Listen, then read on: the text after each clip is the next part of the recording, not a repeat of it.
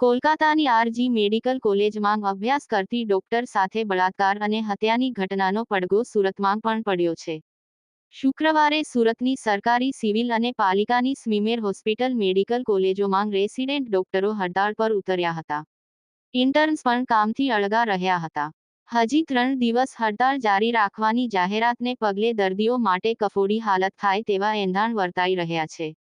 વિરોધ માટે કેમ્પસમાં રેલી કાઢી હતી। બીજી તરફ ઇન્ડિયન મેડિકલ એસોસિએશન સુરત શાખાએ પણ પીડિત પરિવારને ન્યાય અપાવવા માટે શનિવારે 24 કલાક કામથી દૂર રહેવાનો નિર્ણય કર્યો છે। નવી સિવિલ હોસ્પિટલના 450 રેસિડેન્ટ અને ઇન્ટર્ન તબીબો અને સ્મીમેર હોસ્પિટલના 400 રેસિડેન્ટ અને ઇન્ટર્ન ડોક્ટરોની હડતાળના કારણે આરોગ્ય તંત્ર ભાંગી પડ્યું છે। શુક્રવારે સારવાર માટે આવેલા દર્દીઓને ઓપીડીમાં ભારે હાલાકીનો સામનો કરવો પડ્યો હતો। નવી સિવિલ હોસ્પિટલના કિડની બિલ્ડિંગ પાસે પ્રથમ, બીજા અને ત્રીજા વર્ષના નિવાસી તબીબોએ કોલકાતામાં બનેલી ઘટનાનો વિરોધ કર્યો હતો।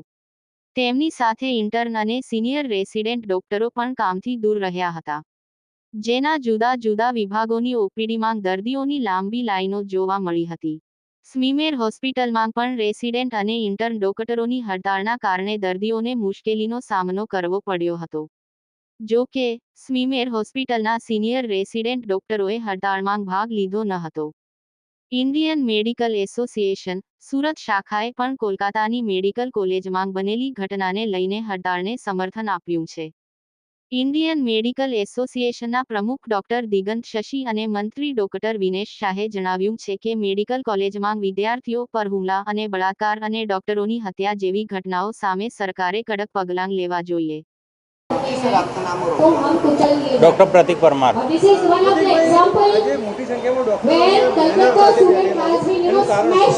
कोलकाताમાં જે ઘટના બની રેસિડન્ટ ડૉક્ટર સાથે એના ખુદના ડિપાર્ટમેન્ટમાં સેમિનાર રૂમમાં રાતના એનું રેપ એન્ડ મર્ડર થયું છે, એના રિલેટેડ અને એના પ્રોટેસ્ટમાં કેન્ડલ માર્ચ પીસફુલી કરવામાં આવી હતી અને બધી જ મતલબ ઓલ ઇન્ડિયા લેવલ પર બી પ્રોટેસ્ટ ચાલુ હતો, છતાં પણ ત્યાં કોલકાતામાં પરમ દિવસે રાતે લોકોએ ત્યાં ટોળું આવીને તોડફોડ કરી છે। તો મતલબ જે સિક્યોરિટીની માંગ હતી એનો જ મતલબ કંઈ રહ્યો નહીં, કેમ કે જ્યારે મતલબ સિક્યોરિટી જ નથી એના લીધે જે ઘટના બની અને પછી 2 દિવસ પછી ખુદ જ ટોળું જઈને તોડફોડ કરી શકે તો સિક્યોરિટીનો મતલબ શું રહ્યો? ઘણા સમયથી તમારી માંગણી હતી કે ન્યાય મેળવવા માટે। હા, હજુ સુધી નથી મળ્યો તો કઈ રીતે મળવો છે? અમે પ્રોટેસ્ટ કરશું જ્યાં સુધી સરખો ન્યાય ના મળે અને અમારી માંગ એ છે કે સિક્યોરિટી વધે તો સરકાર એક સેન્ટ્રલ પ્રોટેક્શન એક્ટ લાવે કે જેનાથી મતલબ ડૉક્ટર્સ એના વર્ક પ્લેસ ઉપર સેફ ફીલ કરી શકે। ન્યાય નહીં મળે તો આવનારા સમયમાં કયા પ્રકારના કાર્યક્રમો ડૉક્ટરો દ્વારા રહેશે ન્યાય મેળવવા માટે? ન્યાય નહીં મળે તો એ પ્રમાણે ડે બાય ડે અમે એક એક્શન લઈશું, એ પ્લાન બનાવીશું, પણ અમને ન્યાયતંત્ર ઉપર વિશ્વાસ છે કે કદાચ થોડા ડેમાં એનો મતલબ ન્યાય મળી રહેશે એમ।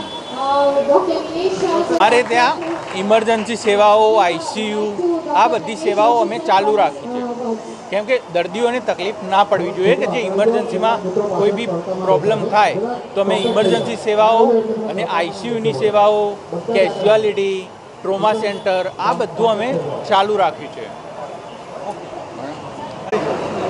Doctor K N. Seladiya, executive committee member IMA and also president of family physician association Surat. Surat આજે ડૉક્ટરોની સાથે અને અહીંયા બેનર સાથે ડૉક્ટરો બેઠેલા એનું કારણ શું ને કઈ રીતે તમે સપોર્ટમાં આવે?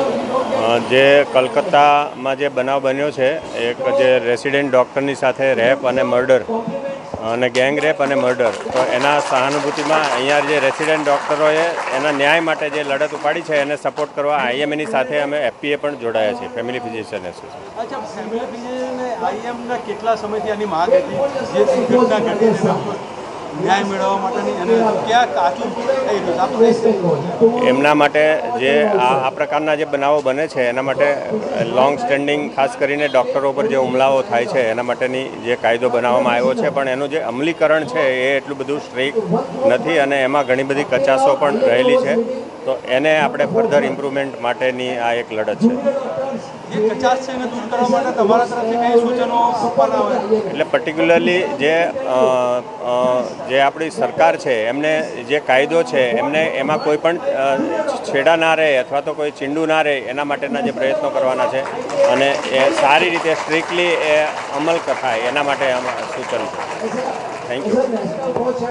તબીબોની માંગને ધ્યાનમાં રાખીને ખાનગી હોસ્પિટલના તબીબો પણ 17મી ઓગસ્ટે દવાખાના અને હોસ્પિટલો બંધ રાખશે અને પીડિતને ન્યાયની માંગ કરશે. શનિવારે સવારે 6 થી રવિવારે સવારે 6 વાગ્યા સુધી માત્ર ઇમરજન્સી સેવાઓ જ કાર્યરત રહેશે.